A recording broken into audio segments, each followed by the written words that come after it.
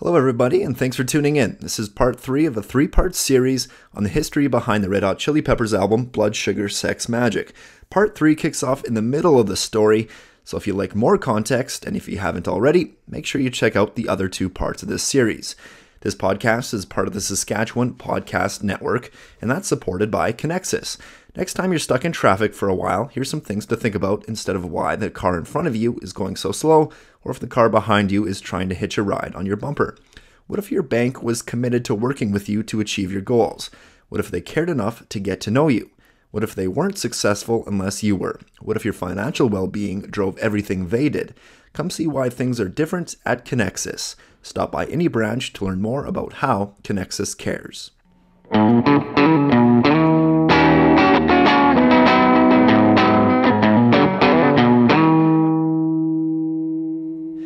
I like looking back at changing trends in popular music and how it relates to pop culture. Does music influence the change in culture, or does culture influence a change in music? Maybe it's the age-old question of what came first, the chicken or the egg. Are some artists and bands so popular that they affect the change in culture, or does the change in pop culture affect the popularity of those bands, and they were just lucky enough to ride that wave? Let's take a look at the most obvious example with the Beatles in the 1960s. The Beatles hit superstardom before the psychedelic revolution of the mid-60s. The band experimented more as time went on and were a reflection of the changing times as they changed their music so drastically, going from I Want to Hold Your Hand to Lucy in the Sky with Diamonds. LSD, the Vietnam War, the Civil Rights Movement, the sexual revolution, feminism, and gay rights. Were the Beatles just a result of that crazy time? Or in some weird way, did their experimentation and popularity shift the mindset of so many people of that era that it resulted in such change? And if we look at the music industry, did the Beatles pave the way for so many artists of that era? Or was a guy like Jimi Hendrix destined for superstardom regardless? Was a band like Pink Floyd going to eventually hit the masses anyway? Or were the Beatles a bridge to the Jefferson Airplanes and the Grateful Deads of the world? Well, when I think of these massive counterculture movements as it relates to music, the 60s stands out high and above any other era. But in second place, just trailing in my opinion, is the early 1990s alternative movement. Maybe not as impactful in terms of how far it reached outside of music, but I'd say just as impactful inside of music. Hair metal to grunge. Motley Crue to Nirvana, Whitesnake to Pearl Jam. And if the 60s metaphor saw the Beatles being the chicken and the psychedelic revolution as the egg, not knowing which was more the result of the other, then I want to talk about how the 90s metaphor has the chicken as the Red Hot Chili Peppers and the alternative movement as the egg.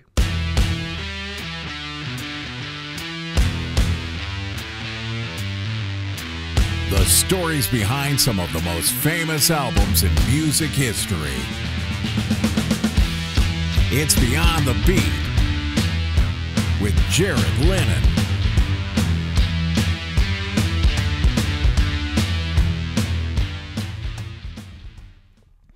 "1991 has got to go down as the single craziest year of change in popular music history. If you look at 1991 albums, there's the obvious, the cream of the crop with Nirvana and Nevermind. But let's just rattle off a few others. Pearl Jam came out with 10, Soundgarden had Bad Motor Finger, Smashing Pumpkins had Gish, R.E.M. came out with Out of Time, and even an established mainstream rock band like U2 came out with an experimental alternative-sounding album in Achtung Baby. What other years have produced seminal albums that define such a genre like alternative? There was a massive shift in what type of music the youth of the day were into. Hair metal was on its way out. Kids wanted authenticity and were tired of the genre that was now full of ballads, simple chord progressions, and basically just cheesy pop music with distorted guitars and massive sounding drums. Oh, and a lot of makeup too. It became a mockery of real heavy metal that would once scare the shit out of your mom. Another 1991 album that helped define this changing tide in pop culture was Blood Sugar Sex Magik by the Red Hot Chili Peppers. When I talk about bands being in the right place at the right time, the Chili Peppers are a great example. They fit into that changing of the guard, but it's not as easy as saying they were an overnight success or that they got lucky. Far from it. Chili Peppers had spent time in the trenches, and they wouldn't have been anywhere close to being in the right place at the right time if it wasn't for the trials and tribulations, the hard work, and the tragedy they went through in the early stages of the band. I don't know how Flea and Anthony got through it all, but let's just go through the early years of the Chili Peppers here quickly. Both Flea and Anthony went through their best friend and guitarist dying from an overdose. A total of 4 different guitarists, 3 drummers, drug addictions from everyone, but especially from Anthony, whose heroin addiction almost cost him his life. And really, not that much commercial success as a band, but they kept putting their heads down, and little by little, saw more success as each album throughout the 80s was released. I don't even know if mainstream success is what Flea and Anthony really wanted. They're not stupid, and if you look at the genre of music they were in and the type of lyrics and hard-hitting music they were producing, they had to know they were not going to be, say the Beatles of the 80s. They were true to themselves, though, and put out authentic music with integrity. And I think they were maturing, and their music was proof of it. In the book, An Oral Visual History of the Red Hot Chili Peppers, Flea talked about their obscure type of music that they played early on in their career and how it morphed, saying, quote, "For the first 8 or 9 years, we weren't playing pop songs or really funk or really punk. We had our own very weird music, and it didn't really fit anywhere in categories where it could be part of popular culture. Being underground, off the mainstream radar, was like a badge of honor. We were certainly one of the weirdest bands in America at the time." Each one of those hardships and stages of tough times for the Chili Peppers had landed them to where they are, where we continue their story. It's now 1990, and the Chili Peppers have been continuing to morph their music into a more mainstream sound, especially with the addition of guitarist John Frusciante to the mix, but also drummer Chad Smith. They released their Mother's Milk album in 1989, their first with John and Chad, and it was their most commercially successful album to date, peaking at number 52 on the Billboard 200 and certified gold by March of 1990. The more mature album, the shift in sound towards more heavy metal, but also more melody and deeper meaning lyrics, probably led them to this album being their best selling yet. They were also riding high and feeling pretty good about being a sober band for the first time, and planning another record that would see the band go back-to-back albums with the same lineup for the first time in the history of the band. Crazy to think of the lineup changes the band saw up to this point.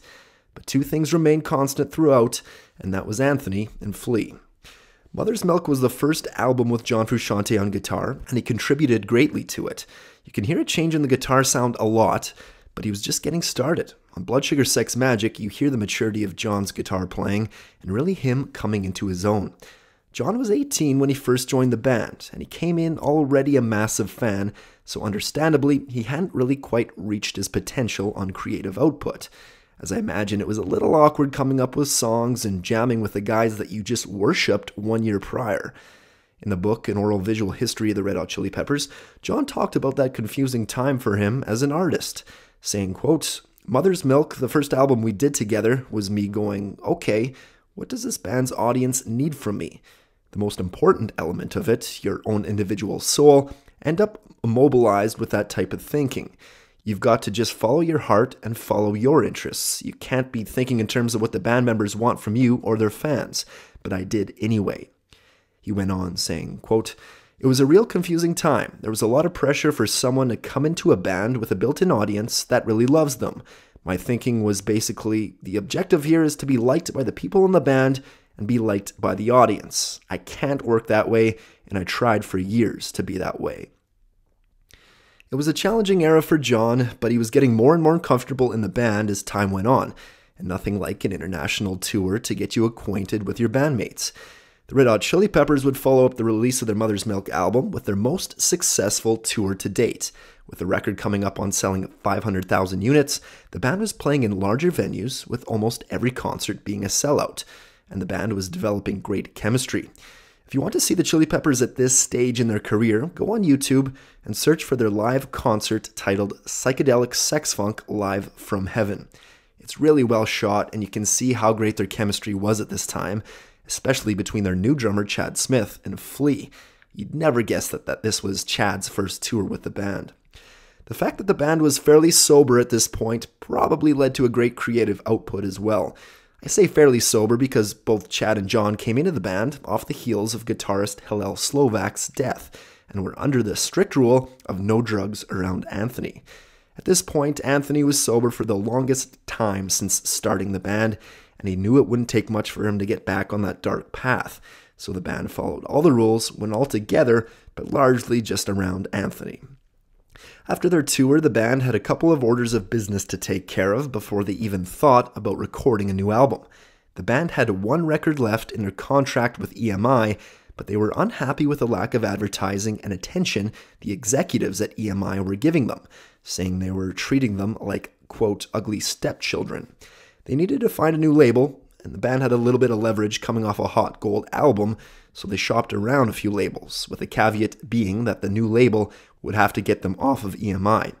They eventually went with Warner Brothers, even taking less money than some of the other offers after being so impressed with CEO Mo Austin's authenticity. So now that the band had peace of mind over a supportive new record label, the next order of business was to find a producer for an upcoming album. The Chili Peppers weren't quite so happy with last producer Michael Beinhorn. Beinhorn really enforced a heavy metal sounding record and kind of forced John into a corner of what to play and how to sound. Beinhorn also really enforced the idea of getting radio hits and stifled Anthony's lyrics a bit to ensure that. Needless to say, the band wanted more freedom. The Chili Peppers actually didn't have much luck at all with producers up to this point, besides maybe enjoying the drug-infested experience of having P-Funk frontman George Clinton producing their Freaky Styley record. They weren't happy with how Andy Gill failed to capture their live sound on their debut self-titled record, and also weren't completely satisfied with the more restrictive style Michael Beinhorn had during the recording of Mother's Milk. And for Anthony's sake, they sure as hell weren't going to go back to the hard partying and cocaine-induced recordings with George Clinton at the helm, even though they still loved him very much. The band was looking for more of a loose recording process, and a producer who wanted to record the band and make it sound like them and not have a fixed idea of what the band's sound should be. I talked about being in the right place at the right time for the band during this period. Sometimes the right place and right time doesn't always make itself obvious or isn't even positive in the short term. Sometimes a short-term loss for a long-term gain can happen, and that's definitely what happened for the Chili Peppers and producer Rick Rubin. Let's just quickly go back to 1986, and at that time the Chili Peppers were looking for a producer for what would end up being their Uplift Mofo Party Plan album. Hillel was still alive, and both him and Anthony were heavy into heroin at the time. Flea and drummer Jack Irons were probably doing drugs as well, and it was a bit of a dark period. Rick Rubin was coming off the success of launching his own record label, Def Jam Records, and having produced the Beastie Boys' smash album License to Ill. The Chili Peppers were rehearsing for the upcoming album, and Rick came by their rehearsal space to talk about possibly producing the next record for them. In an oral visual history of the Red Hot Chili Peppers, Rick talked about getting a bad vibe right away during that first meeting, saying, quote, "The scene was really dark. I didn't know what to make of it, but I knew I didn't want to be in that room. We hadn't really been around hard drugs before. The way the guys were looking at each other was like they didn't trust each other. I remember thinking, I want nothing to do with this." In a separate interview, Rubin went further into detail, saying that this band that he saw in front of his eyes was totally different than the great positive energy they gave off when he saw them live before, which initially attracted him to them. Saying, quote, "There was this real dark cloud hanging over them, and I was just anxious to get out. But the whole energy of the band had changed. I had seen them play at the Greek Theater, and it blew my mind. Their connection with the audience was so incredible, and spending time with them, I saw the potential for the band to take things further musically than they had in the past. I felt like they had always seen themselves in a little box, a funk band with rap-style vocals, and they were such great musicians that it seemed limited."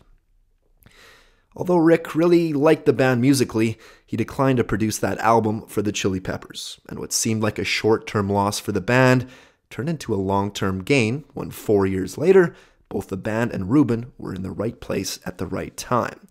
The band was now sobered up and had that loving energy and that sense of community off stage together, as well as that crazy live energy Rubin loved so much and saw from them years earlier. Rick became fast friends with the members of the band, plus his style of producing was just capturing the magic of a band onto tape and not superimposing a magic stamp on an album, which was the style of the day for producers in the music business. Rick Rubin had a profound effect on the Red Hot Chili Peppers, but it's not so easy as to pinpoint how. Like I said, he doesn't have a style, a one-size-that-fits-all way of ensuring successful albums. That's easy to point out. It seems his success comes from how much he can relate to the musicians that he produces and how to put them at ease.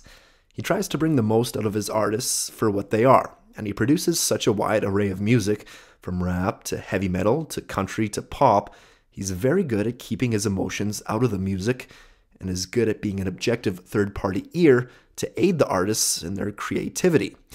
Anthony Kiedis put it in a very Anthony-type way, saying, quote, "If Baron von Munchausen had ejaculated the four of us onto a chessboard, I'm sure that Rick Rubin would be the perfect chess player for that particular board." Flea put it in a different way, saying, quote, "He manages to keep his emotional distance from the music, which is what he has to do." For the Chili Peppers at this time, Rubin seemed like the perfect fit, and now they could focus on what they usually do leading up to an album, in classic Chili Peppers style, jam and improvise together in a room, come up with some early parts of songs, and get some inspiration. The Chili Peppers have an interesting way of coming up with songs. A lot of times in a band, there'll be one main songwriter who will sit by themselves and come up with some chords, vocal melody, and lyrics. It makes sense that it'd be easier that way because there can be a lot going on in a song, and each person wants to put their stamp on things, and each person has their own idea on what can make it great, leading to a case of too many cooks in the kitchen. If you have a guy like Kurt Cobain or a Paul McCartney, why not just step out of their way and let them do their thing? But the Red Hot Chili Peppers operate on a completely different basis. Their style from day one is to all get in a jam space and just have fun. Play around, see what comes out, and whatever cool comes out of it, mess around with it for a bit, see what sticks. Sometimes Flea or John would come into the rehearsals with a guitar riff or an idea for a type of song, and they'll just start playing it. The other guys will slowly come in and just roll with it and get inspiration off of each other. The Chili Peppers are a total jam band through and through, and that's how they've done it all the way up to even today. Of course, Anthony can't come up with all the lyrics right off the cuff in those jams, but a lot of times he'll sit in, ad-lib some things, maybe find some melodies, record the whole jam, and go back home and write lyrics to what comes to mind. So Rick Rubin actually sat in on these jams before the recording process of Blood Sugar Sex Magik and helped the guys arrange some of the parts they came up with and the song structures. But mostly, he just let the guys do their thing. The boys spent months rehearsing, and the creativity was pouring out of them at this point, probably having a lot to do with the comfort everyone had for each other now that they had been together in a band for 2+ years. Chad and John no longer felt like the new guys on the block. As Anthony says in his Scar Tissue book, it wasn't like the lead up to Mother's Milk, where it felt like squeezing blood out of a rock just to get a song done. Everyone was in a good, healthy state, everyone trusted each other, and there were new songs being made every day. Flea talked about Rick's influence during this time in the book An Oral Visual History of the Red Hot Chili Peppers, saying, quote, "Rick isn't a musician. He just has a really keen sense of arrangement. He does what feels good. Things like, try make the chorus less this, cut out the bridge here, you don't need it. Try this instrumentation there." The jamming together was their main way of coming up with songs, but they didn't limit themselves from other methods as well, and that's what maybe separates this album from any of their previous work. Anthony was coming into his own during this period, writing more melodically and writing deeper lyrics. He was maturing, and him and John would actually spend time at each other's houses and come up with ideas. And that's where a new avenue of writing slower songs like Under the Bridge or I Could Have Lied were born. Another factor that led to this album propelling the Chili Peppers above any of their previous work was the recording setting, and once again was the brainchild of new producer Rick Rubin. Rubin wanted to avoid the typical office-like setting of a normal music studio. He brought up the idea of going into a house and moving a bunch of recording equipment in there. It would have the benefit of not only avoiding the typical distractions of other bands and people always coming into the studio, but also would house the band all living together and would focus the guys in at the task at hand. Rubin said in an interview that the idea of the in-house recording might not have worked for all bands, but he thought it would be just right for the Chili Peppers at this point in their career, saying, quote, "I thought being in a house in an environment different than they'd ever been in before would give the project a different flavor. It just changed the feel of the whole project. What I thought was fun about the idea was this was a band that had made a fair number of albums prior, and just to kind of clean the slate of everything they had done before and start with a fresh approach. It just so happened that Rick had found a beautiful 10-bedroom house for rent in the Laurel Canyon area of Los Angeles. It would not only have enough room for the band and crew and all the equipment, but it also had a ton of character. It was built in 1917, rumored to have housed magician Harry Houdini, 20s screen idol Rudolph Valentino, and even Jimi Hendrix for a short time. But most interestingly, it was supposed to be haunted. Rick had the financial support of the Chili Peppers' new record label, Warner Brothers, and so he snatched it up for the rest of that spring and summer, and the band quickly moved in. Rubin and the crew, including engineer Brendan O'Brien, who would go on to major acclaim as a producer in his own right, began converting the mansion into a studio. And of course, it would be anything but the typical setup. O'Brien would experiment with the different sounds of each room, having a drum kit in one room, another kit in another, recording John's acoustic stuff in his bedroom, recording Anthony's vocal takes from his bedroom, just things he couldn't do in any other studio. Everyone except Chad actually moved in, where he'd just drive to the place every day. Just a side note on the house, Rick Rubin loved the recording process at the house with the Chili Peppers so much that he would actually go on to buy the place. A lot of bands he produced would go on to record there, like Marilyn Manson, Jay-Z, Slipknot, and Linkin Park. A lot of them would say after their time there that they had weird experiences in the house with the feeling of presences, or their gear would mess up at random times. During the Blood Sugar Sex Magik recording, John Frusciante actually said that he felt like there definitely was ghosts there, but he considered them friendly and that they added to the creative process. Each band member had their own rooms to sleep in, they had a kitchen and everything. They could focus solely on being creative and recording a great album without many of the other life distractions. It's kind of crazy to think how these guys just uprooted their lives for a couple of months to do this. Flea even had a young daughter at the time, which made it hard to focus just on the album, but you gotta admire their dedication. The band had guys hired by the record company to run all the regular errands for them at the time, like doing laundry, washing their cars, getting groceries. They even had a cook, and they would do things like drive Flea's daughter to school. So the band set up shop in the mansion, moved in. Now it was time to get to work, and boy did they work. Living in the mansion together meant that they could keep their focus on just the album, so day in and day out, they recorded what they had already written in the earlier rehearsal sessions, but also experimented with arrangements, wrote new things on the fly, tried out different sounds, that kind of thing. The Chili Peppers were at the top of their game creatively. In an oral visual history of the Red Hot Chili Peppers, Flea says, quote, "It was the first time we recorded with the same lineup 2 records in a row. The jamming, the writing, the planning, the making of Blood Sugar was one of the purest, funnest, creative times in the entire history of the band. That feeling of one for all." I want to get into each song, a little bit of the background behind them and everything, but first I want to go over some common themes from the album. Overall, the album has a great funk sound. It has the classic Red Hot Chili Peppers sound, a lot of sexual lyrics from Anthony, great bass riffs that lead the way in a lot of songs, and similar to Mother's Milk, heavy and catchy guitar riffs from John, and fast-paced and relentless drums from Chad. But with all the similarities to the great things the Chili Peppers were known for, they amped it up this time, with a lot of signs of them becoming a more mature band and a more mainstream band, whether they were aware of it or not. Anthony's lyrics went further into more emotional and more deeper topics rather than just sex and hanging out with his friends. For each song, like a Give It Away or a Suck My Kiss, classic key to songs in the sexual content sense, there's songs like Under the Bridge, about the lows of drug addiction, or there's My Lovely Man, about missing his best friend Hillel Slovak. Anthony also moved farther away from his signature rapping style. Most songs on the album had great melodic singing lines to them, which was a huge departure for Anthony at the time.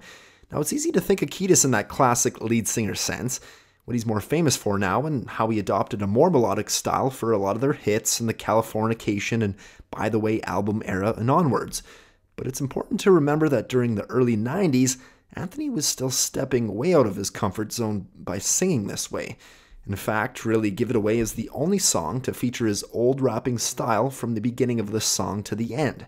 Even Sir Psycho's Sexy has some melody in it that might have steered Anthony away if it was 1983. But of course, this is a Red Hot Chili Peppers record, and especially up to this point, Anthony loved writing lyrics about sex. In the Funky Monks documentary, Anthony addresses that, saying, quote, The correlation between sound and sex is undeniable if you let it be. And I think the fact that we have such a powerful sexuality to our music, into our performance, into our lyrics, and to the bass humping your face just correlates with the fact that we're completely free in everything that we do. We just allow the sexuality to come out. I think most any healthy young man playing music, if you felt like it, could let this sexuality come through. It's just that we have no lid on that aspect of our music, and we're not afraid to be completely honest with our sexuality. We don't try to hide it, and so it just sort of manifests itself in a natural way. I know that it's almost like a sexual exorcism for me when I'm on stage to have Flea and John and Chad playing behind me. I mean, it's exciting. It's sexually exciting for me. It fills my body with a certain frequency, a certain vibration that just makes me feel sexually potent, and I just want to let that come through me uninhibitedly as possible. In terms of the guitar, John implemented a lot of the heaviness to Blood Sugar Sex Magik that was featured on Mother's Milk, but he wasn't quite the one-trick pony that he was criticized for a little bit on the Mother's Milk album. On Blood Sugar, he played in mostly clean electric guitar tones and left a lot of the distortion for big choruses and in solos. Plus, John implemented something new, which was playing with an acoustic guitar, playing soft stuff on Under the Bridge and I Could Have Lied, 12-string on Breaking the Girl, and his classic hard riffs, but acoustic, in Funky Monks. He still had that Hillel influence on him, that classic sort of funk guitar that he brought to the table on Mother's Milk, but he was finding his own style at the same time, and still had a lot of his own flavor to it. This album was a huge change for Flea's bass playing, and for the average fan nowadays, it might be hard to remember how much Flea adopted a different bass style for this record. Naked in the Rain is really the only song to prominently feature slap bass, which was what Flea was known for. That's his thing, crazy fast slap bass. But he really adopted a simpler, less is more philosophy on the bass for this record. More melody rather than groove. Flea had a bit of a revelation at the time, reading a magazine interview with the bassist from Sonic Youth, Kim Gordon, where she said that she loved funk bass but hated the way white guys play it, because they've turned it into this macho jock thing. Flea admitted that as he read that, he knew he was a little bit responsible for that tendency. In an interview with Bass Player magazine, Flea said he was also maturing at the time and tried to take the unselfish route of playing what's best for the song and not what would make him stand out the most, saying, quote, "I was trying to play simply on Blood Sugar Sex Magik because I had been playing too much prior to that, so I thought, I've really got to chill out and play half as many notes. When you play less, it's more exciting. There's more room for everything. If I do play something busy, it stands out, instead of the bass being a constant onslaught of notes. Space is good." But with that, I mean, there's still some great classic Flea bass lines on this album. In the Funky Monks documentary, Flea talked about it further, saying, quote, "Instead of me trying to prove myself as like, hey, I'm the bitching bass player, I can do this and I can do that, I'm the fastest and the hardest, whereas to not think of playing, but to think about listening, and to just play what was best for this song, to make this song good." For the drums, Chad Smith picks up a lot where he left off on Mother's Milk, and they sound huge. I think a lot of the credit goes to engineer Brendan O'Brien on this one. Drums are notoriously the hardest thing to mic and get right for recording engineers, and he did a great job on this album, especially in a non-traditional studio setting. And Chad has some really cool hard-hitting songs on this one, where he drives them start to finish, just like how he did on most of the Mother's Milk album. But for the most part, Chad toned down his crazy fast drumming approach and allows for the music to breathe a little bit. It's probably more a reflection on the band as a whole and their songwriting process, but Chad does a great job on a lot of these songs and not being too overbearing. So anyway, I want to get in on these songs individually and provide some detail on each one and how they came about. There's a lot of great insight on Anthony's lyrics from his book Scar Tissue. He does a great job, especially on this album in particular, outlining his inspiration. Another one is the documentary about the recording of this album called Funky Monks. Look it up on YouTube if you get a chance. It's a little over an hour long and it's shot really well. Kind of makes you feel like a fly on the wall during the process. Anyway, let's get into it. First off, I'm going to talk a lot about lyrics here. And I just want to put up a caveat because I know lyrics are meant for interpretation. In fact, Anthony usually shies away from talking about his lyrics because he says they mean different things to different people. And I agree. But there's just so much depth in the lyrics on this record, I have to talk about them. And if I talk about a line or two and explain it in a different way than what it means to you, I'm sorry, I know that will probably happen, but I'm going to try to avoid the gray-shaded lyrics as much as possible and talk about the ones the least up to interpretation and the ones most black and white. I'm going to start in chronological order, and so first up is Power of Equality. The album opens with a pretty fast-paced, hard-hitting song with a great guitar riff and unique sound from John. As I mentioned before, for the lyrics, Anthony never really tried his hand at politics that often.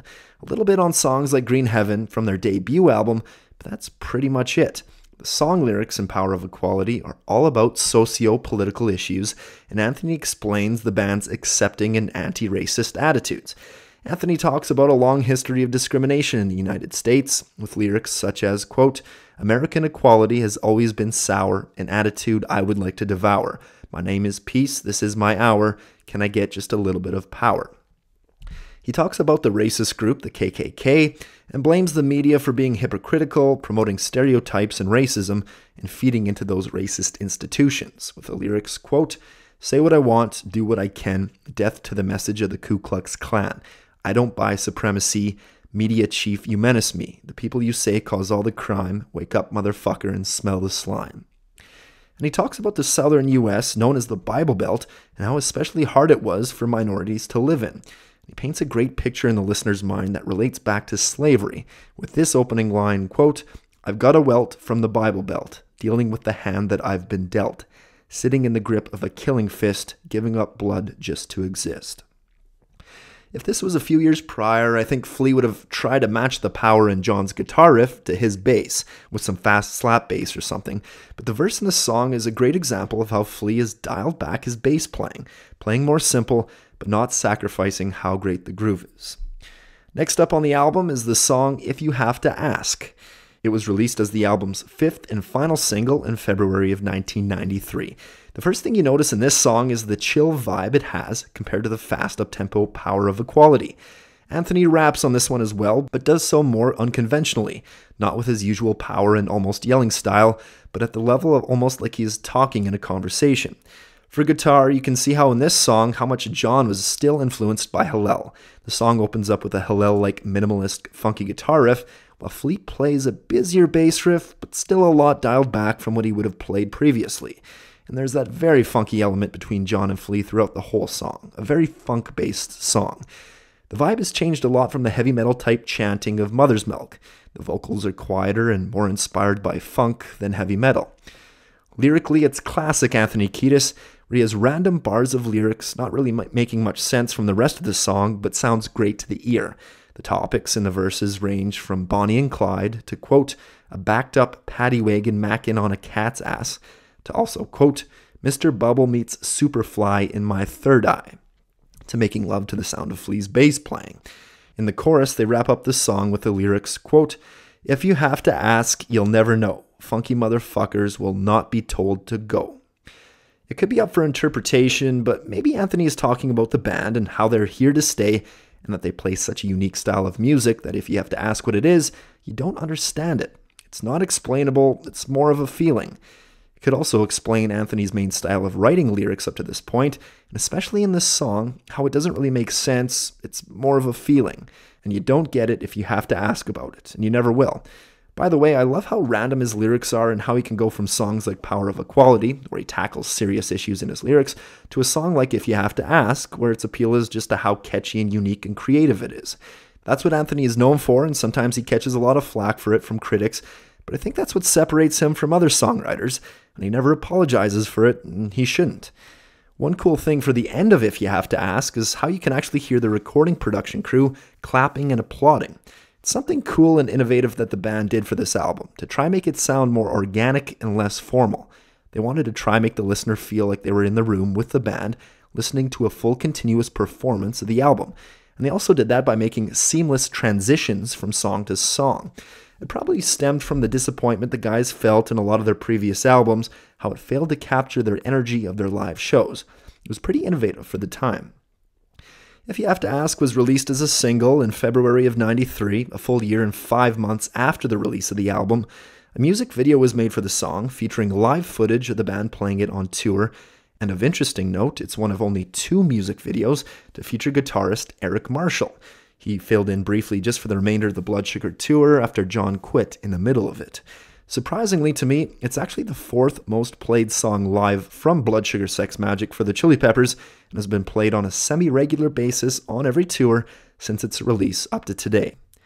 The other video to feature Eric leads us to the next song, the third song on the album, and that is Breaking the Girl. It's an interesting choice for a single, and one that you maybe wouldn't expect when you first listen to it. It's got a psychedelic feel to it throughout the whole song, and it's very unconventional. One thing that stands out right away is the drums. The main groove of the song has Chad doing what sounds like drum fills, except he plays it over and over again as the main drum pattern. He talked about it during a video shoot featuring him and Flea at the time, and he mentioned how he was inspired by the drummer for Jimi Hendrix to play this way. He said he was struggling to find a good beat with the unusual 6/8 time signature in the song, when Flea mentioned to him to think of the song Manic Depression by Jimi Hendrix, which kind of does the same thing with a lot of drum fills in the main groove. Mitch Mitchell, the drummer for Jimi Hendrix, was a big influence on Chad's style of drumming, and so the light bulb kind of went off on Chad's head when he first heard Flea mention it. Another thing that stands out is the bridge in the song, as it features an instrumental breakdown. During the recording of the song, the band spontaneously came up with the idea to get a bunch of random metal objects from a scrapyard, bang them together, and make different noises and percussion. Each member of the band took parts, and they banged away to create a unique orchestration of scrap metal percussion as part of the bridge, over top of the guitar, bass, and regular drums. Lyrically, the song is about a relationship Anthony had with his former girlfriend, Carmen Hawk. In the lyrics, Anthony writes about how he fell head over heels in love with Carmen right from the get-go, but it quickly dwindled away. I think the chorus lyrics could be interpreted as Anthony recognizing that he isn't in love with her anymore, and that he is only hurting her more by delaying breaking her heart with a breakup. He writes, quote, "Twisting and turning, your feelings are burning, you're breaking the girl. Think you're so clever, but now you must sever, you're breaking the girl." And then the chorus features John on backing vocals doing the answer vocal to Anthony, saying she meant you no harm, as well as he loves no one else. Anthony also writes about his dad in the song. I previously talked about the relationship Anthony had with his dad in the first podcast of the series. Anthony grew up with his dad in Los Angeles, and he had anything but a conventional childhood and relationship with his father. Anthony's parents split up when he was little, and he lived with his dad mostly growing up.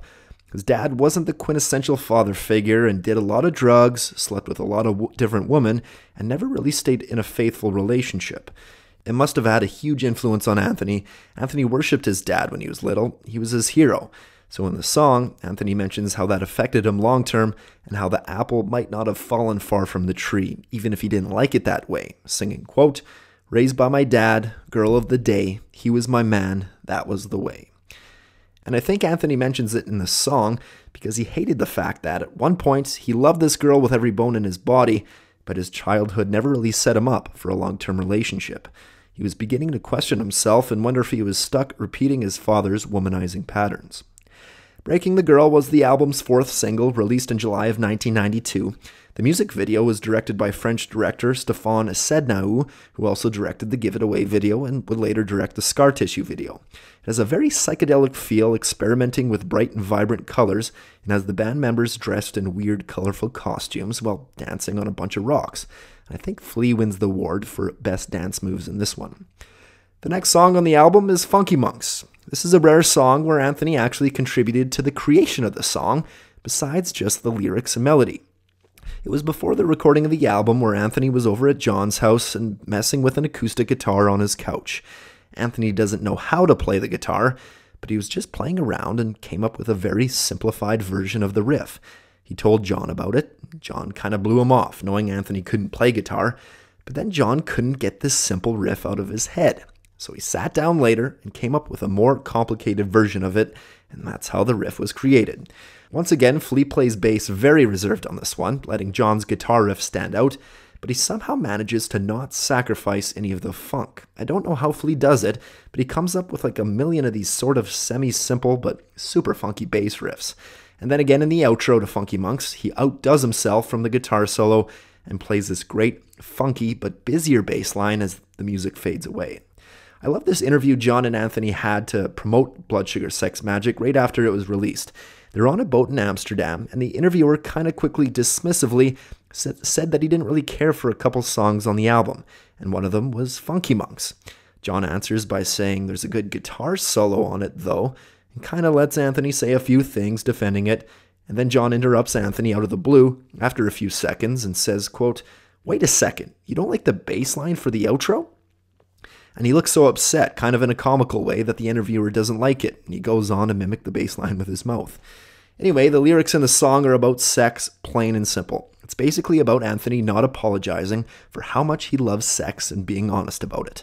Some of the lyrics include, quote, "Persuaded by one sexy dame, no, I do not feel shame. You are all alone. Can I get a little loving from you? Can I get a little bit of that done did do?" He later admits in the song that he doesn't particularly like that fact about himself, but he knows that it's in his DNA and that he's going to do it with love in his heart. With the lyrics, quote, "Every man has certain needs, talking about them dirty deeds. To these needs I must concede, living by my lowly creed. Woman, please know that I'm good, know that I did all I could. But yes, it's true that likelihood of being great is not so good." Next up on the album is track 5, and it was released as the third single to the record, and it's called Suck My Kiss. Through and through, this song is driven by the riff in the verse and is a bit of a heavy metal throwback to Mother's Milk. Anthony also dives back into his heavy rapping style in the verses of the song, but switches to more melody in the chorus. The lyrics are pretty simple, and just like Funky Monks, are mostly about girls and sex. There's no deep metaphors here, it's classic Anthony Kiedis, but as always, he does it in his own unique, creative way. The chorus and the hook of the song has the lyrics, quote, "Hit me, you can't hurt me, suck my kiss. Kiss me, please pervert me, stick with this. Is she talking dirty? Give to me sweet sacred bliss, your mouth was made to suck my kiss." One part of a verse goes, quote, "Chicka chicka dee, do me like a banshee. Low brow is how, swimming in the sound of bow wow wow. Aw baby, do me now, do me here, I do allow." I mean, you're not going to be confusing these lyrics with a Springsteen or a Bob Dylan, but they're sure a lot of fun. Suck My Kiss transfers over as a great live up-tempo song, and therefore has been one of the most played live songs in the Chili Peppers catalog. It's actually the third most played live song from this album, behind only Under the Bridge and Give It Away. The video for Suck My Kiss was released in May of 1992 and features black and white footage compiled from the documentary about the making of the album titled Funky Monks, and also features shots and shades of red of the American Army returning from the Gulf War. Rolling Stone magazine did a reader's poll of a list of fans' favorite songs after the band was inducted into the Rock and Roll Hall of Fame in 2012. I take it with a grain of salt, as always with these magazine polls, but interestingly, 4 of the top 5 songs were all recorded for the Blood Sugar Sex Magik album. Suck My Kiss was 5, Sir Psycho Sexy was 3, which surprised me a lot, Soul to Squeeze, which didn't even make the album, was 2, and number 1 was Under the Bridge, but I'll get to those songs in just a bit. The 6th song on the album is a huge departure from the previous Red Hot Chili Peppers sound, and that is the ballad, I Could Have Lied. It's slow and deep and really got Anthony out of his comfort zone, not only with his voice and melody being the main focus in this one, but about writing something so close to him. For a brief time, Anthony was in a relationship with singer Sinead O'Connor. They had met at a concert they were both performing at in 1989, and Anthony fell in love instantly. He wrote her a letter before they went their separate ways that night, writing about the feelings he had for her, but nothing really came of it. A year or so passed until Sinead actually moved to Los Angeles and ran into Anthony on the street coincidentally.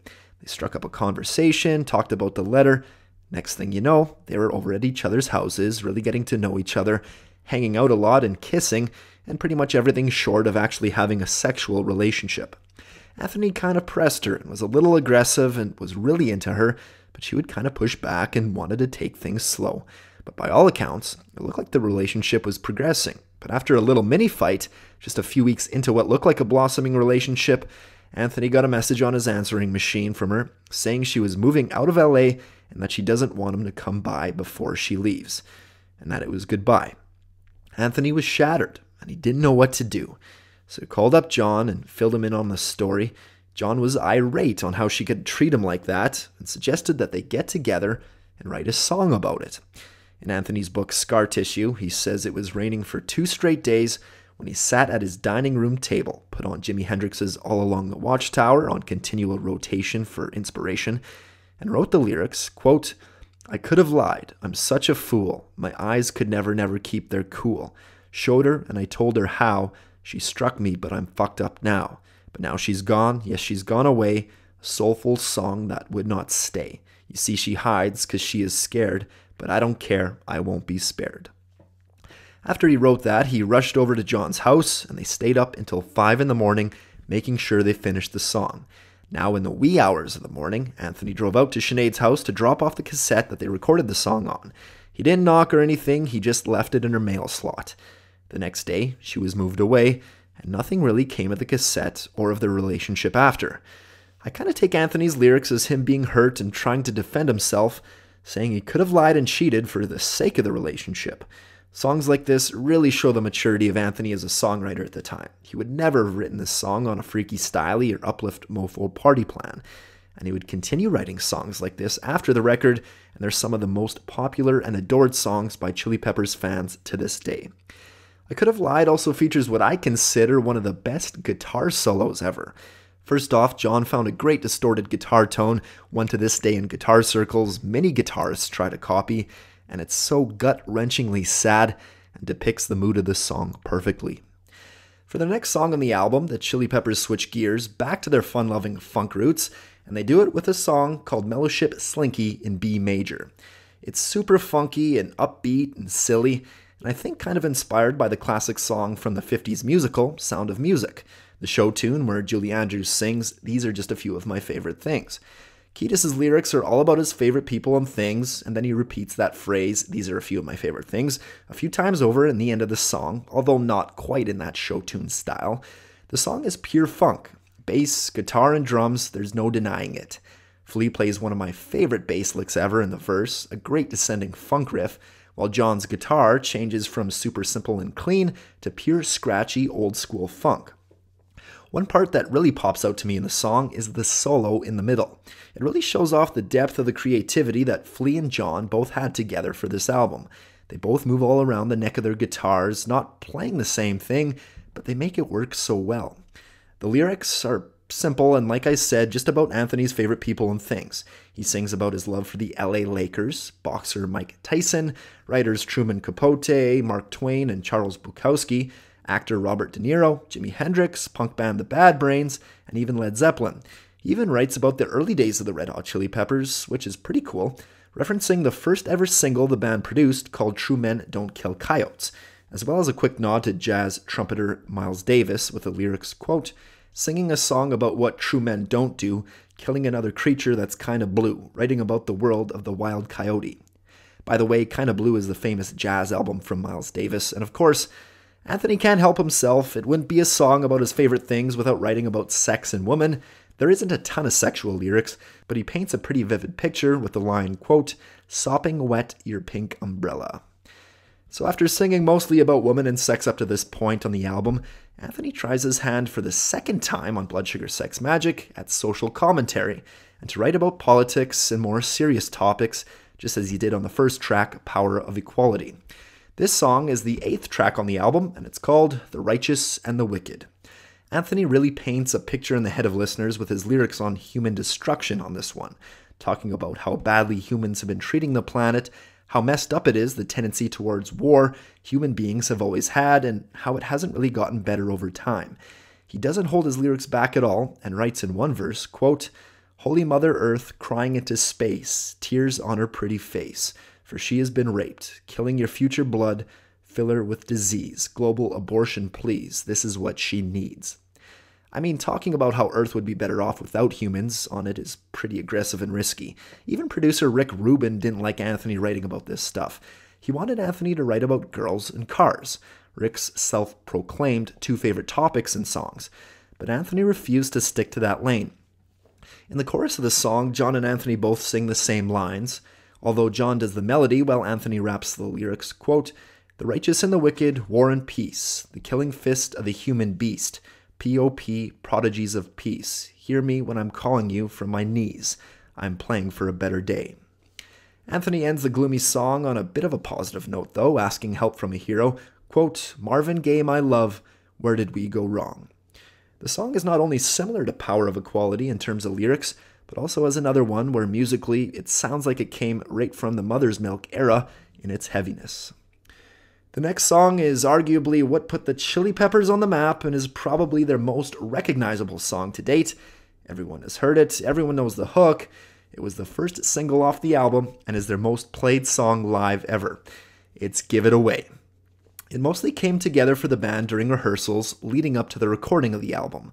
Anthony talks about it in his book Scar Tissue, saying he was at the rehearsal studio, kind of off to the side, while the other three were jamming. Sometimes Chad, Flea, and John would be intellectual craftsmen and sit down and flesh out songs by coming up with specific parts. But other times, they would just rock out in a joyful manner and see what comes out. This time around, it was the latter, and started by Flea playing this insane bass line he'd previously been working on with another side project band. Chad heard the bass line, cracked up, and started playing along. Once he heard Flea's bass line, Anthony immediately jumped up and marched to the mic with his notebook in tow. He took the mic and belted out a phrase he had written down previously, "Give it away, give it away, give it away now." The line had come from an interaction Anthony had with a former girlfriend named Nina Hagen, who was a little older than Anthony, very intelligent, and would pass on knowledge to Anthony at a time in his life where he was young and inexperienced. He was going through her closet one day and took note of this cool, valuable, exotic jacket she had, and Nina told him he could have it. Anthony refused, saying it was the nicest jacket she had, but she replied by saying, "Giving things away creates good energy. If you have a closet full of clothes and you try to keep them all, your life will get very small." That really stuck with Anthony. It was such an epiphany for him, where someone would want to give away their favorite thing, especially for a guy who came from a school of hard knocks. And once Anthony quit drugs later on and started to go to sobriety meetings, that message hit home for him to give away the knowledge that got him sober to suffering drug addicts and alcoholics. And so the phrase came to him in that jam, and he belted it out while Flea was flying down the bass, Chad was playing and laughing hysterically, and John was just trying to find his spot on the canvas for his guitar, and they just didn't stop. They played it over and over again, and left the rehearsal that day convinced they had the makings of a great song. Musically, the bass line in the song really stands out. Sticking with the theme of this record, Flea really simplified the bass riff compared to what he originally came up for the song, and was inspired by Rick Rubin. In the Funky Monks documentary, there's a scene where Flea is playing his bass part for Rick and a few others, and you can see how every bone in Flea's body is telling him to play more, to fill the spaces with more funky bass. But Rick insists that Flea keeps it simple and play that repetitive riff. The song also sticks with the album theme of drier and cleaner guitar sounds and with not many effects. The solos, however, are really unique. John pre-recorded the guitar solos over the rhythm track, but they were then dubbed in later backwards. The guitar goes in reverse in the solos and really makes for a unique sound that catches you off guard the first time you listen to it. The solos were actually recorded in one take. John's philosophy on guitar at the time, especially for solos, was to capture a moment in time to get more of a raw feeling from the recording, and also for the sake of speed. He did very little fix-up stuff on the solos throughout Blood Sugar Sex Magik, and would only record them twice over maximum. That's it. Outside the main hook, the lyrics are more of the classic Anthony style of silly little catchphrases and sentences that don't have much to do with the others, but still holds a lot of depth on their own. In one section, he writes about a good friend that he had at the time, actor and part-time musician River Phoenix. River was a huge supporter of the band and would hang around the mansion a bit while they were recording the album. In the song, Anthony writes, quote, "There's a river born to be a giver, keep you warm, won't let you shiver. His heart is never gonna wither, come on everybody, time to deliver." Unfortunately, this line was immortalized when River died a couple years after the recording of the album due to a drug overdose. Anthony ranges in other topics from his mum, where he sings, quote, "My mum, I love her 'cause she loved me, long gone are the times when she scrubbed me." Maybe not Anthony's most deep introspective line, but he also sticks to the theme of the song of not being selfish and about altruism when he sings about singer Bob Marley. Quote, "Bob Marley, poet and a prophet. Bob Marley taught me how to off it. Bob Marley, walk it like he talk it. Goodness me, can't you see I'm gonna cough it." I think a lot of people associate the video to the song itself and Give It Away. And what a great video.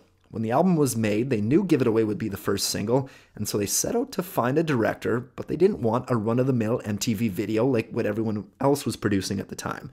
As they were searching, they had come across this music video made by a French band and made by French director Stéphane Sednaoui. They were blown away by how much it seemed like authentic art.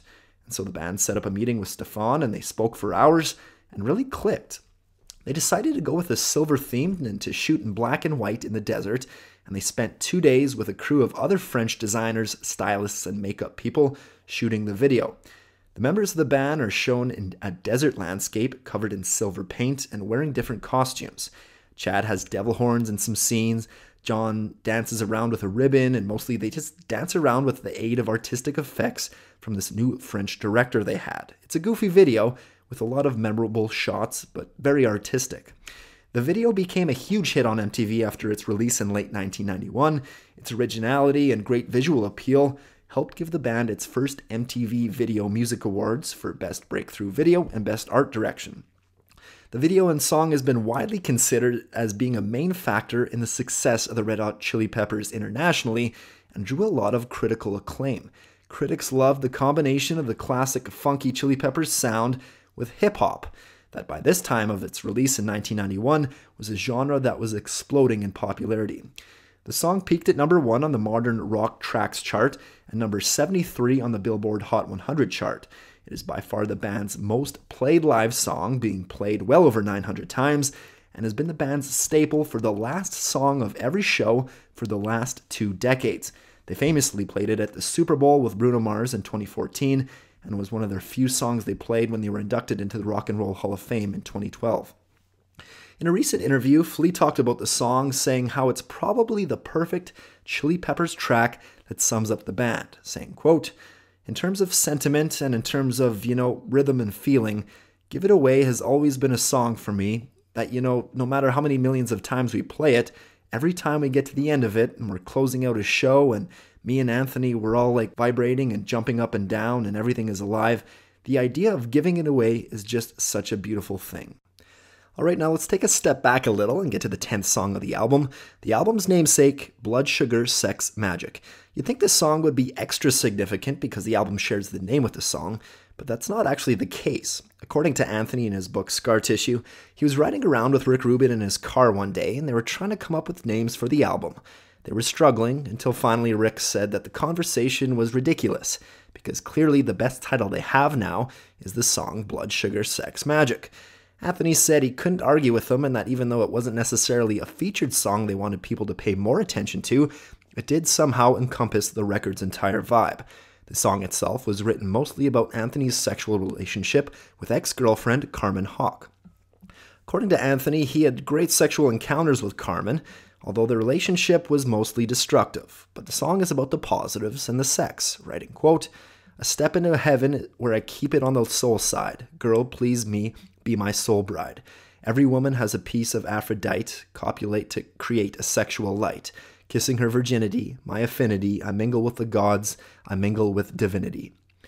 The verses in the song are a little darker and softer, and it complements and crescendos into this huge heavy metal sounding chorus with Anthony screaming, quote, "Blood sugar baby, she's magic, sex magic." The next song on the album is going to take just a little bit to dissect and get through. It's the biggest hit that Red Hot Chili Peppers have ever produced. It could really be a dividing marker in the band's career as a before and after, and what would set the stage and greatly influence the changing sound of the band going forward. It peaked at number 2 on the Billboard Hot 100, the band's highest position on the chart. It catapulted the band into superstardom and brought Blood Sugar Sex Magik into the mainstream. Of course, the song is the ballad Under the Bridge. Now, when I talk about examples on the album of how the band got out of their comfort zone and really changed things up compared to the old way they did things, there's no greater example than Anthony on Under the Bridge. And crazy enough, if it were up to him at the time leading up to the recording of Blood Sugar, it probably never would have been made into a song. According to Anthony in his book Scar Tissue, the rehearsals for Blood Sugar Sex Magik weren't all that great for him personally, even though he was experiencing a ton of great creative output.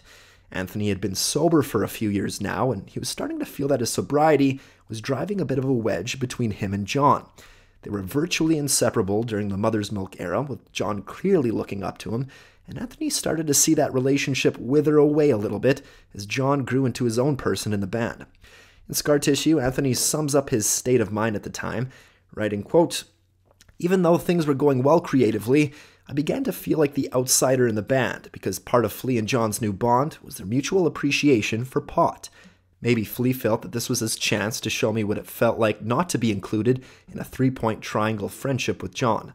I'm sure John was probably resenting the fact that I'd always wanted everything to be clean around me, and that he never got to do his own partying and drug experimentation. He continues, writing, quote, "One day I showed up at rehearsal and Flea and John were blazing on pot and in a let's ignore Anthony state of mind, and I experienced this melancholy sense of loss that John was no longer in my world. I could tell from the way he was looking at me that we weren't really friends anymore, other than the fact that we were in a band together and respected each other on that level." Anthony continues to write, saying, quote, "I rode home from rehearsal that day on the 101 freeway, and my sense of loss about John and the loneliness that I was feeling triggered memories of my time with Ione. Ione Skye was a former girlfriend of Anthony's during the peak times of his heroin addiction. She would go on to become famous in her own right as an actress." He continues to write, saying, quote, "And how I'd had this beautiful angel of a girl who was willing to give me all of her love, and instead of embracing that, I was downtown with fucking gangsters shooting speedballs under a bridge." Anthony writes that his life of wandering around the city of Los Angeles and how his drug addiction took him places in the city at the time that he never would have experienced normally, and how that it gave him a feeling of an unspoken bond with LA, that maybe there was a non-human entity of the city that had Anthony in its sights and looked after him during those dark days. Anthony says in Scar Tissue that his sadness he felt that day at rehearsal over losing the friendship he had with John triggered those old emotions he remembered from his drug days, saying, quote, "Even if I was a loner in my own band, at least I still felt the presence of the city I lived in. I started freestyling some poetry in my car and putting the words to a melody and sang all the way down the freeway. When I got home, I got out my notebook and wrote the whole thing down in a song structure, even though it was meant to be a poem to deal with my own anguish." And so Anthony wrote the now famous words, quote, "Sometimes I feel like I don't have a partner. Sometimes I feel like my only friend is the city I live in, the city of angels. Lonely as I am, together we cry. I drive on her streets because she's my companion. I walk through her hills because she knows who I am. She sees my good deeds and she kisses me windy. I never worry, now that is a lie." Anthony actually wrote the lyrics to what eventually would become the whole song in that session, but never wanted it to see the light of day as a song. And I could see why. I mean, he really put himself on the line with the lyrics and made himself super vulnerable. Up to that point, he never wrote anything remotely that deep and personal. Plus, it wasn't how the band came up with songs. They just usually jammed and came up with some music, and Anthony wrote the lyrics from there.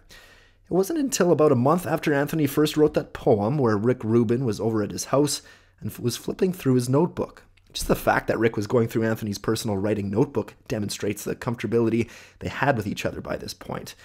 Rick came upon the Under the Bridge poem and mentioned that he should do something with it with the band. Anthony replied by saying it was just a poem and that its style of being slow, melodic, and dramatic didn't mesh with the style of the Red Hot Chili Peppers, but Rick insisted that he show it to the guys. In Scar Tissue, Anthony wrote about how he was touched that he liked the poem, but still had doubts, writing, quote, "A few days later, I was at rehearsal and had some time to kill because Flea hadn't arrived yet. Why don't you show John and Chad that thing I saw up at your house the other night?" Rick suggested. No, Flea's not even here," I said, but John and Chad were both paying way too close attention. They both sat down and said, "Hey, let's see that little gentle number you have in there." I sang it to them in probably 3 different keys from beginning to end, not knowing where to go with it. But after I had finished, they got up and walked over to their instruments and started finding the beat and the guitar chords for it. The next day, John came over to my house to polish the song off. He brought a miniature Fender amp and plugged in. "Okay, sing it again. How do you want it to sound? What do you want it to feel like? Where do you want it to go?" I sang it to him, and he came up with 3 or 4 different chord options. We picked and chose until we came up with the perfect, most inventive chord progression for the melody, and that was the birth of one song on the album.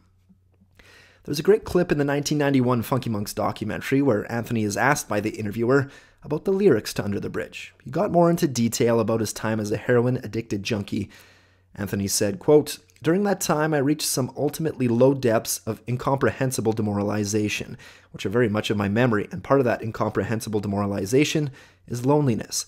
And that's something that I think every drug addict can relate to." He continues on, saying, quote, "And there's this one little lyrical phrase that comes in at the very end of the song, which says, 'Under the bridge downtown is where I drew some blood. Under the bridge downtown, forgot about my love. Under the bridge downtown, I could not get enough. Under the bridge downtown, I gave my life away. And what that was referring to is to a point in time about 5 years ago when I had nothing in my life. I had no friends or places to live or automobiles or relationships with my family. And all I had was this connection of mine named Mario, who was a Mexican mafia ex-convict. And he and I would stroll the streets of downtown looking for our next score. And on one particular afternoon, it was very hot in the middle of summer, and I'd been up for days, and he and I found what we were looking for. And we went to this bridge, and it was downtown in the middle of Los Angeles in this ghetto, and it was a freeway bridge. And there was a little passageway that you had to go to get under the bridge, and only certain members of this Mexican gang, which were all ex-convicts, were allowed to go in there.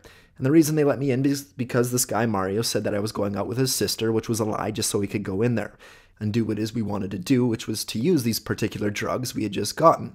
And that always sticks in my brain as a low point in my life, basically about as low as I could get.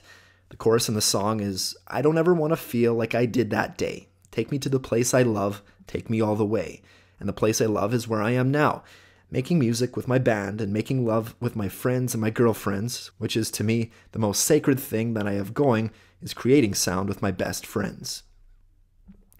Whether Anthony knew it at the time or not, the song is super relatable. You don't have to be a former junkie or experiencing a falling out with one of your best friends to relate. And I think you just have to be a spot in your life where you recognize some sadness, maybe some loneliness, but you can look back in just a few years prior and see how much better your life is, how your life now compares to a dark time in your past.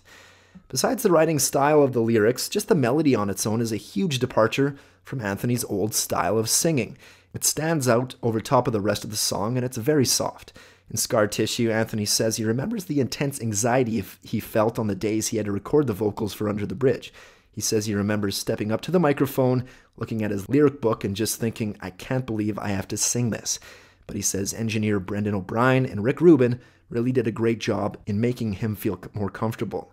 Besides Anthony's melody and lyrics, the guitar stands out as the main driver in the instrument department. John opens the song with that classic riff, and it's a lot more upbeat and happier sounding than the general feeling you get from the rest of the song. John has said that he chose those chords to balance out the depressing nature of the lyrics, and that his brain interpreted it as being a really sad song, so he should write happier chords to balance it out. The song ends with a big sounding outro with a choir over top. It was actually Rick Rubin's idea to use a choir, thinking it would benefit the already epic sounding ending. Instead of hiring a professional choir, though, John actually called up his mother and asked if her and a few of her friends from their church choir could come in and record. There's a great scene in the Funky Monks documentary where John is with them while they are recording it, singing it himself to show the other ladies how it goes. The music video for this song really helped propel the album to where it ended up. Flea credits the video as the catalyst that made them break through the mainstream of American and worldwide pop culture. They hired Gus Van Sant to direct the video, who'd later go on to direct a ton of films, including Good Will Hunting and Milk. The video was shot on the streets of LA and in a studio soundstage, with a famous opening shot of John standing on a rock playing a blue Jaguar guitar. Anthony wanted to capture the essence of LA with the video, and therefore got Gus to shoot him walking through the streets a little bit. There's also the famous shot where Anthony is running in slow motion with his shirt off down the LA River. MTV played the video on heavy rotation, and the Chili Peppers were the most nominated band at the 1992 MTV Video Awards, where Under the Bridge helped them pick up Breakthrough Video and Viewers' Choice Best Video, as well as the Art Direction Award they won for Give It Away. There's a great story on how the Chili Peppers and the record company were trying to come up with a second single for Blood Sugar Sex Magik. Give It Away was the album's first, and saw great success on MTV and in rock radio. Because of Give It Away's success, the record company didn't think Under the Bridge would make as much of a mark because of how different it was to Give It Away. The Chili Peppers had already kicked off their tour to support the album, and their new record company, Warner Brothers, sent some representatives to go check them out early on tour. The band knew of this and were a bit nervous, wanting to impress the bigwigs, so when it came to play Under the Bridge in the set, John kicked off the song on guitar as usual, but Anthony was so nervous with the executives watching, he missed his cue to start the vocals. Anthony was mortified, and after the show, he apologized to the record company. They were baffled that Anthony was apologizing, though, and said, "Are you kidding? When every single kid at the show sings a song, that's our next single." Apparently, without even releasing the song as a single yet, the crowd at the show that night already knew the words and were singing it when Anthony missed his cue. Under the Bridge was released as the second single on March 10, 1992, and up to this point was finally a Red Hot Chili Peppers song that was a bona fide across all formats hit the band had been working for years. The song is the band's second most played song live, with it being played over 700 times over the years.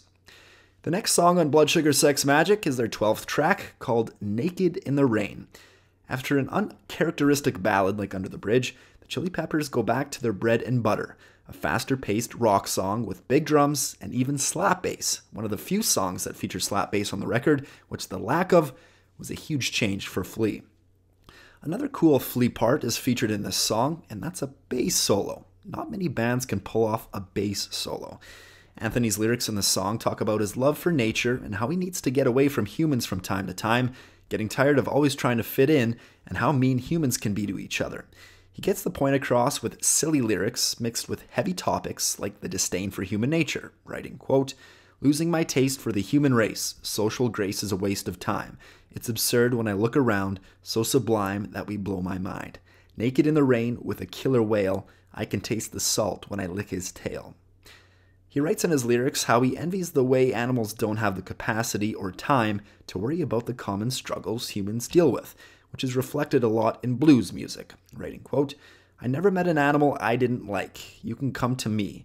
I won't bite. Don't you know dog is man's best friend? There is some love that you can't fight. Naked in the rain with black tattoos, running through the woods, laughing at the blues." The 13th track on Blood Sugar is called Apache Rose Peacock. The song is just straight fun through and through, and it's a bit of a nod to the city of New Orleans. They reference a lot of culture from New Orleans, not only with the lyrics, but with Flea's use of the jazz trumpet in certain parts. Anthony mentions jazz musician Louis Armstrong and the funk band The Meters in the song, both from New Orleans. He also talks about the famous French Quarter in the city, the history of voodoo culture, as well as the crazy outfits people wear during the famous Mardi Gras festival, with the lyrics, quote, "Voodoo gurus casting their spells, cockatoo drag queens shaking their bells."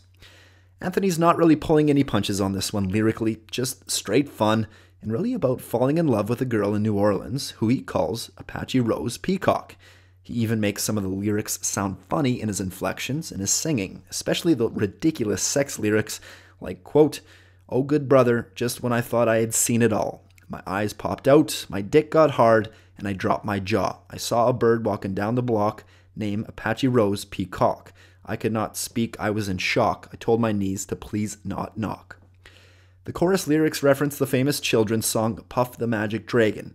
Honolulu is the mystical land that is home to the dragon, but I think what Anthony is referring to is the common belief in pop culture that Puff the Magic Dragon is really just a subliminal story about the joys of smoking weed. And Anthony writes about putting his drug use in the past with, quote, "Yes, my favorite place to be is not a land called Honolulu. Mentally or physically, I want to be in New Orleans." The next song in the album is a hard rocking tune, and one of the few, maybe the only song, where the Chili Peppers have openly criticized it after its release. The song is the 14th track on the album, and it's called The Greeting Song. In Scar Tissue, Anthony talks about how proud he was, before the recording of Blood Sugar, to show Rick some of these new avenues of songwriting he was experiencing, whether it was getting deep and emotional with songs like Under the Bridge and I Could Have Lied, or socio-political with Power of Equality and Righteous and the Wicked. Producer Rick Rubin is a self-professed lover of simple songs about cars and girls, the classic rock and roll formula. But even though Rick thought the music lent itself to those deeper and different type of lyrics Anthony was beginning to write, he made it clear he wasn't really into political topics. Anthony thought that the girls and cars formula had been done so much already, he wanted to write about weird topics no one else was coming up with. But eventually he caved and humored Rick with one song in that old school formula, and that is The Greeting Song. And Anthony says in his book, quote, "To this day, I hate that song. I hate the lyrics, I hate the vocals. It was a lively rock tune in the Led Zepp tradition, but I never found my place in it." And yeah, I get it, there's not a lot of depth in the lyrics. It's exactly that, a song about cars and girls. The song opens up with the lyrics, quote, "Driving around, I've got my baby and my top down, merry-go-round, I ride you for my love." The second verse is, quote, "Making my way, I break another LA day, time in the town, I need it for my love, my Chevrolet, rollin' to another play day. This is the sound I listen for my love. Ironically, General Motors actually called the band up years later and asked if they could use the song for an advertising campaign. Anthony wrote in his book that he just couldn't let them do it because he didn't believe in the lyrics. The next song on the album is a nod to former guitarist Hillel Slovak and leans more to the deep lyrical end of the spectrum for Anthony, but it's not a ballad. It's called My Lovely Man, and it's the 15th track on Blood Sugar. By rehearsal time for the album, it had been 3 years since Hillel had died from a heroin overdose. It makes sense that Flea and Anthony were probably still in shock over his death with 1989's Mother's Milk, but by 1991, I think it had set in a little bit more. They were maybe less emotional about losing their best friend, and maybe more appreciative of the times they had with him. You really get that feeling when you listen to My Lovely Man. It's not sad and depressing, it's more exciting and uplifting about how this guy was such a positive force in their lives, how they created so many great memories, and how they'll always cherish him, and how they still feel his positive presence in their lives on a day-to-day basis. During the promotion for Blood Sugar's Sex Magik in 1992, Rolling Stone magazine did a cover piece on the band and asked Anthony about Hillel. He talked about how he still very much thinks about him, saying, quote, "The other day I was going through this thing where I've got about 40 appointments and I'm answering a million phone calls and opening letters and packages. And I got this package in the mail from this girl who's been a friend of mine for years, who had been holding on to this box for me, this little brown paper box, which Hillel gave me in 1986. There was something written on the box, and it said, 'Anthony, you think what I feel and understand what I say. I love you. This is our year, 24. Hillel.' I went out into my backyard and sat there for a minute, and all of a sudden, I managed to get through all of those layers, and I got down to the real me. I started crying and talking to myself and talking to Hillel. You know, My Lovely Man is about my love for Hillel and the fact that eventually I will find him. It's kind of like when I die, I'm counting on him to save me a seat, and whenever I sing that song, Hillel is completely in my world." What makes the song so unique and cool is how it doesn't have a sappy feel to it, regardless of the heavy lyrical content. In the verse, Anthony is very passionate, and matching the intensity of the music behind him, with the lyrics singing, quote, "I used to shout across the room to you, and you'd come dancing like a fool. Shuffle step, you funky mother, come to me all warm as covers." And then in the chorus, he changes it up a little bit, singing quieter and in more of a sad tone, with, quote, "Well, I'm crying, now my lovely man. Yes, I'm crying, now and no one can ever fill the hole you left my man. I'll see you later, my lovely man, if I can." In the last verse, Anthony wrote about how they'll meet again in the afterlife, mentioning Hillel's nickname, Slim, writing, quote, "Just in case you never knew, I miss you, Slim, I love you too. See my heart, it's black and blue. When I die, I will find you." The next song on the album is one of my personal favorites. It's weird, quirky, silly fun, and very, very funky, and very, very sexual, all with a little twist of the Beatles mixed in. It's Sir Psycho Sexy. The first thing that comes to my mind when I think of the song, besides the over-the-top sexual lyrics, is the bass riff in the song. You'd be hard-pressed to find a more funky Flea riff. It's fairly simple, but he uses this cool pedal to get a great unique tone out of his bass, and it really stands out. Now I gotta get into the lyrics right away. They are so over-the-top sexual that it's kinda hilarious, actually. Anthony talks about women and sex a lot in his songs, but even when it's at its most extreme, he doesn't write anything negative about women, or anything to do with power over them. If you really listen to the lyrics, at the bottom of it, it's about his intense love for women. And I say that as a caveat right now because I'm going to get into the actual lyrics here, and you might have a knee-jerk reaction to them, especially as I read them in a speaking voice and not in context of the song. The song is written about a fictional character named Sir Psycho Sexy, and depending on who you ask, some might say it's an exaggerated version of Anthony, maybe like an alter ego of his. Some might say it's just a random fictional character Anthony created. Anthony sings the song as the fictional character in the first person, and he writes about a bunch of different and bizarre sexual encounters the character has had with women. Right off the bat, he sets the stage for the story, and already you get this silly type of Parliament Funkadelic vibe to the song. He writes, quote, "A long, long, long, long time ago, before the wind, before the snow, lived a man I know, lived a freak of nature named Sir Psycho. Sir Psycho Sexy, that is me. Sometimes I find I need to scream." He then goes into his first story, making any serious fundamental Christian probably cringe a little bit, referencing the biblical story of Adam and Eve and this new character's part in the matter, with, quote, "Deep inside the Garden of Eden, standing there with my heart on bleeding. There's a devil in my dick, there's some demons in my semen. Good God, no, that would be treason. Believe me, Eve, she gave good reason. Booty looking too good not to be squeezing. Creamy beaver, hotter than a fever. I'm a givin' 'cause she's the receiver." I mean, come on, you gotta laugh at that. Who has the balls to write that? Who has the creativity to get into lyrics like that? He also writes about a story in the song where the character is now in modern times and is pulled over by a police officer who happens to be a woman. Any guesses where he goes with that? Anyway, I won't read those lyrics out. I'll just add one more quick verse of over-the-top lyrics Anthony wrote, with, quote, "Hello, young woman that I love, pretty punk rock mama that I'm thinking of. Hold me naked, if you will, in your arms, in your legs, in your pussy I'd kill. To be with you, to kiss with you, I do miss you, I love you." All right, some pretty wild lyrics, right? I think you get the point. I don't know of any other Chili Peppers song that is that explicit with the sexual lyrics. Maybe Party on Your Pussy from the Uplift Mofo Party Plan. I think it really shows off the confidence Anthony was developing. Say what you want about the lyrics, but he's not holding anything back. The song is definitely sexy, and then there's this big Beatles outro. At least that's what Anthony calls it in the Funky Monks documentary. I think he might be referring to the Beatles song I Want You, She's So Heavy, but that's just a guess on my part. The outro is instrumental, no vocals, and has a chord progression that features more notes than usual, making it have an epic sort of feel to it. And it goes on for more than 2.5 minutes, and they don't add too much to it as it goes.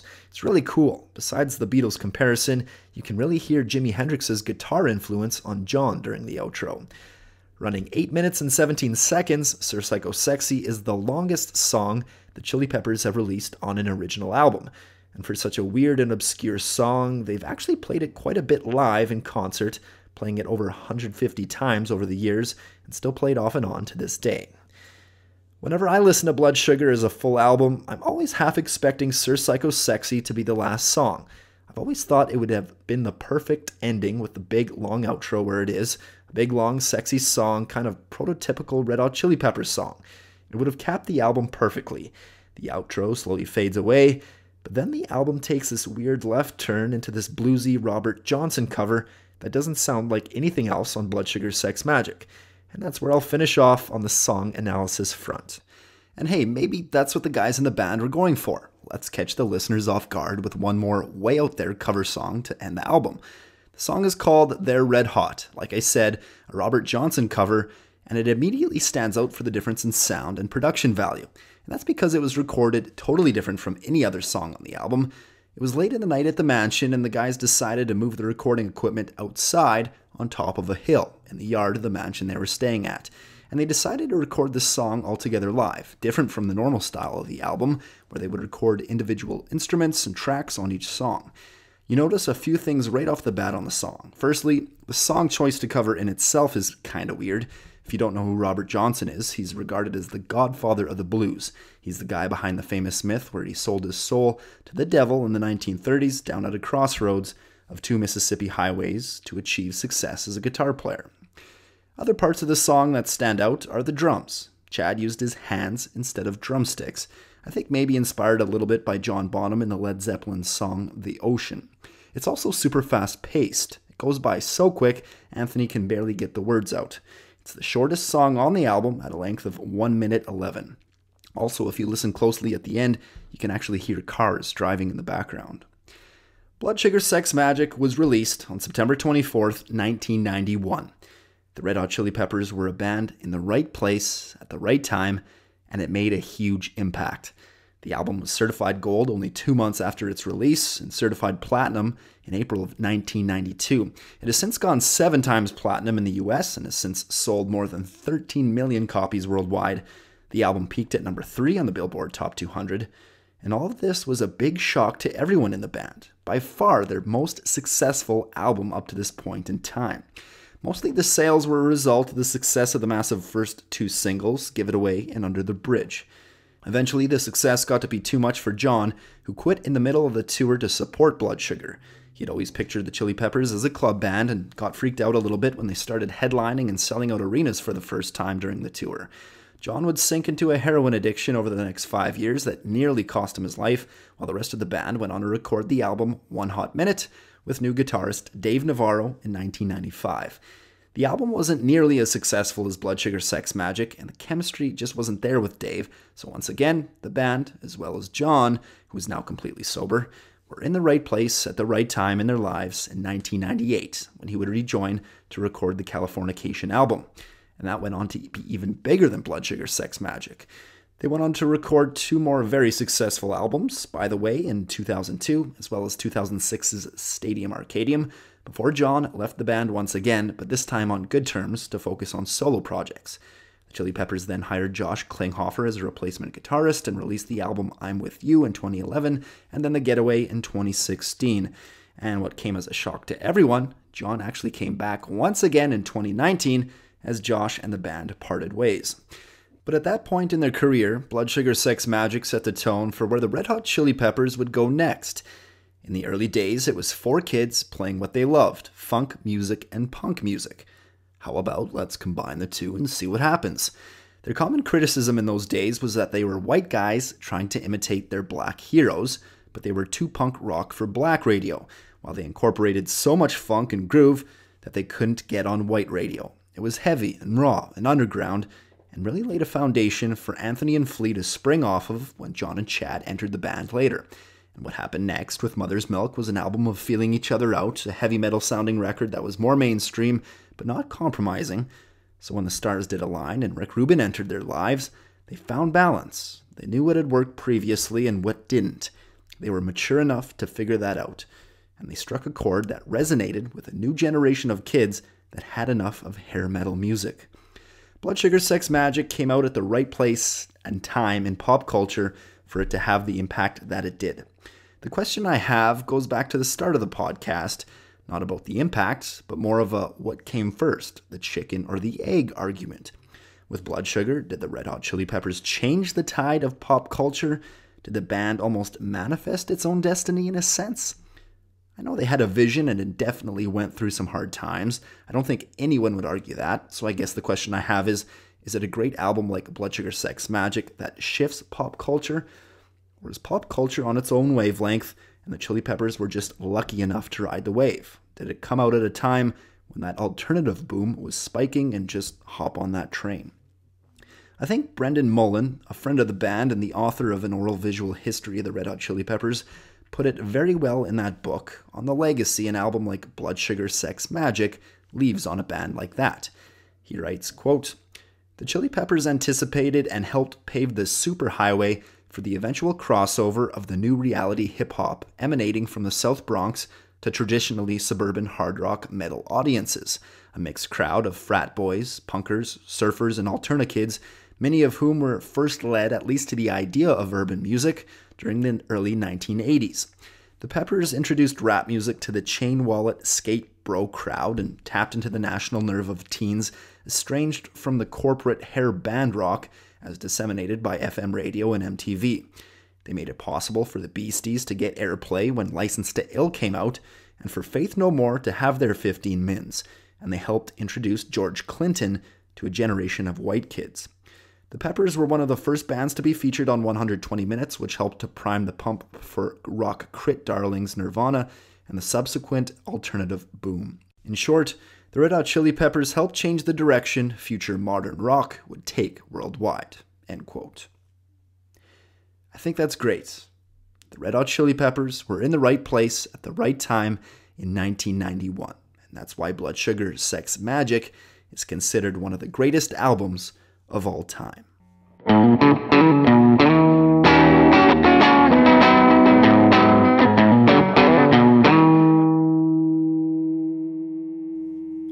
Hey guys, thanks for listening to the first album I tackled in this podcast. It's been a labor of love and a long time coming, but finally it's done. It's over with, and it feels good. Now on to the next. If you want to keep up to date on all things Beyond the Beat, be sure to follow my Instagram page. Also, I do have a YouTube channel where I condense individual stories from my podcast into short video form, so be sure to check that out. Any feedback is welcome on those channels as well. Thanks again.